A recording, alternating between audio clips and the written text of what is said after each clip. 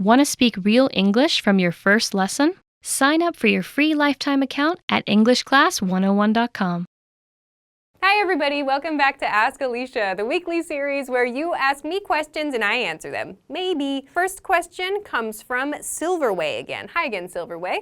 Silverway says, "Hi Alisha, could you please tell me the meaning of the word you use so much in your lessons? Nuance. Does it mean difference or something else?" Oh yeah, sure. So nuance means small difference, or for like vocabulary for language learning, it means like suggested meaning.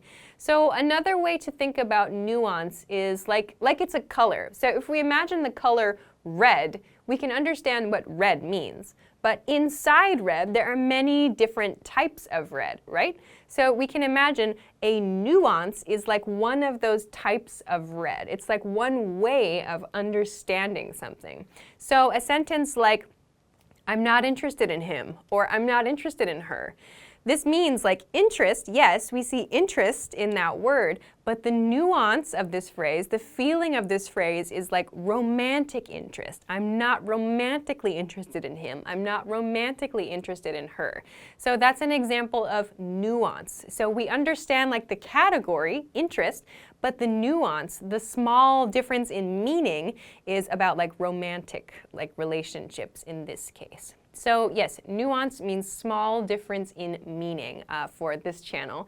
It can also mean small difference in flavor, in food, for example, or like small differences in facial expressions. So another example sentence might be, "We can communicate nuances through our body language and facial expressions." So nuance means small difference in meaning. I hope that that helps you. And yes, that word gets used a lot on this channel. Thanks very much for the question. Let's move on to your next question. Next question comes from Agens Eland. Hi Agens. Agens said, "Hi Alisha, can you explain the difference between seems and looks like?" Yeah, sure. Let's start with looks like. There are actually two patterns for looks like.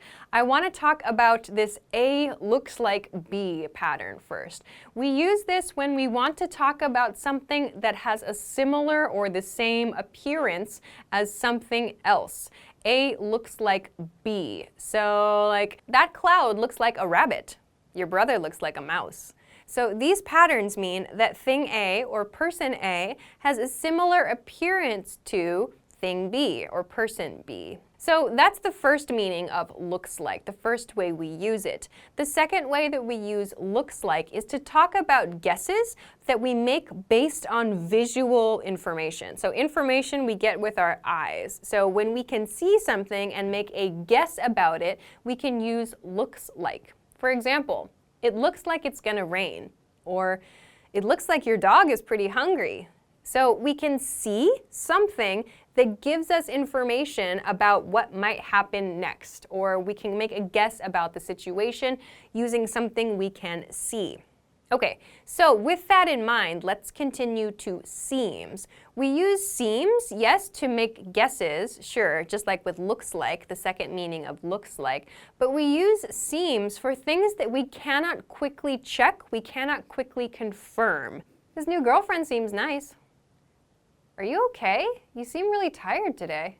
So you can use seems for guesses that you make based on things you can see, yes, but I think it sounds more natural to use looks like in those cases. So seems is used for stuff that we can't quickly check, but maybe we don't get that information based just on stuff we can see. So I hope that this helps you. Thanks very much for the question. All right, let's move on to your next question. Next question comes from Felipe Giacomosi again. Hi Felipe. Felipe says, "Could you explain the pronunciation differences between the following words? 1.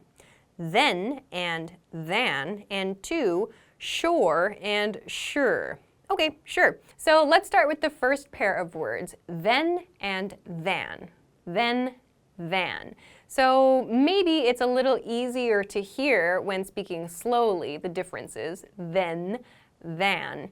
But actually, another good way that you can kind of discover which word is being used is to consider the way the word is used in the sentence. So it's not that native speakers are listening to each word separately. We're listening to the whole sentence. So we're not just paying attention to one sound, but we're thinking of the way the sentence is made. So you'll see than used a lot in comparative sentence structures. Examples. I like dark colors more than light colors. We should buy more drinks than snacks. She said your dessert was better than all the others. So you can see here that all of these sentences use a comparison. We're saying something is better than something else. So we know that than is being used there, but even though we're saying it really quickly and it sounds like then, we understand the correct spelling because of the grammatical structure of the sentence. Let's compare this to how then is used. I have to go to the office this morning. Then I'm going to the airport. We saw a movie, then ate dinner. He broke up with his girlfriend last week. He's seemed pretty sad since then. Okay, so you can see that these are not comparative sentences. The first two examples are like sequence examples. So one thing happened, another thing happened after that. So we use then to show that. In the last example sentence, we're using then to refer to a period of time. So you'll notice then that like the positioning of the words, the grammatical function of the words, these are different. So again, you can listen rather to the whole structure, like the way the sentence is made, instead of focusing just on those sounds, than and then. Regarding your second question about sure and sure, these have different sounds in American English, though they could have very similar sounds in British English. Again, just listen for the ways these words are used. Shore is a word that would probably be used when talking about the beach or someplace near a body of water. Sure is used to express agreement or to ask a question, like, are you sure? Sure. So think about the ways these words are used, not just their individual pronunciations. I hope that this helps you. Thanks for the question. Okay, let's move on to your next question. Next question comes from Diana. Hi, Diana. Diana says, hi, Alisha. Could you explain the subjunctive mood? Oh yeah, subjunctive mood is a pretty big topic actually. To speak about it quite generally, we use subjunctive mood to talk about like unreal situations. So like wishes, possibilities, suggestions, like making demands. Also, an important point to note is that the subjunctive mood is not a tense. It's not a tense. It's rather like kind of a way of communicating unreal information. It's sort of like it follows its own grammatical rules. So let's look at a few examples in the subjunctive mood. I wish I were there to celebrate your birthday with you. If I were you, I would look for a new job. We demand he give us a refund. So in each of these example sentences, the subjunctive mood is used to communicate something that's not real. So we see a wish in the first example sentence, an unreal situation. In the second one, we're seeing like a piece of advice for an unreal situation. And the third one is a request or a demand. This is considered unreal because the demand, like the thing being requested or demanded, has not happened yet, or it may not happen. So subjunctive mood is not so commonly used actually because it is kind of difficult to use for many people. It has like its own grammatical rules, which you can see a good example of in the third example sentence here. Like, we demand he give us a refund. Like there, in most sentences, we would be required to conjugate the verb to gives, like he gives something.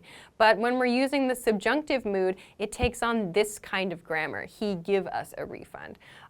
So it is kind of tricky, it is a bit complex, the subjunctive. I would suggest if you're interested in learning more about the subjunctive and how to make statements like this, start by learning a few of the common patterns. So by that I mean like the if I were or I wish I were. So those are the first two example sentences here. Those are some great patterns that you can use to start making subjunctive mood sentences. Other things can get a little bit trickier, getting into like some future perfect tense statements in the subjunctive mood, but maybe I can make a whiteboard video or two about that in the future. So So I hope that this gives you kind of an introduction to the subjunctive mood. Thanks very much for the question. All right, let's move on to the next question. Next question comes from Wajahat Khan. Hi, Wajahat. Wajahat says, hi Alisha, what is the meaning of the word gee whiz and how can we use it in our everyday life situations? Sure, so gee whiz is an old-fashioned word that means wow, cool, amazing, but it's very old-fashioned. It sounds like something people said in like the 1950s in the US. We really don't use this word now. It's something we would only use if we want to sound sarcastic or if we want to make a joke. So if you use this now, you're probably going to sound sarcastic. Like, a raise? Gee whiz, thanks. Free tickets to Disneyland? Gee whiz. Like, it just sounds really silly. It sounds silly even giving these example sentences. So I wouldn't really recommend using this in everyday life these days just because it does sound old-fashioned and it sounds more like a joke. But it really means wow or amazing or cool. So I hope that that helps you. Thanks for the question. Okay, that's everything that I have for you for this week. Thanks as always for watching. Of course, if you want to send your questions to me, send them to englishclass101.com/ask-Alisha. Also, if you like the video, please don't forget to like it and subscribe to the channel if you haven't already. Thanks very much for watching this week's episode of Ask Alisha, and I will see you again next week. Bye-bye. Want to speed up your language learning? Take your very first lesson with us. You'll start speaking in minutes and master real conversations. Sign up for your free lifetime account. Just click the link in the description.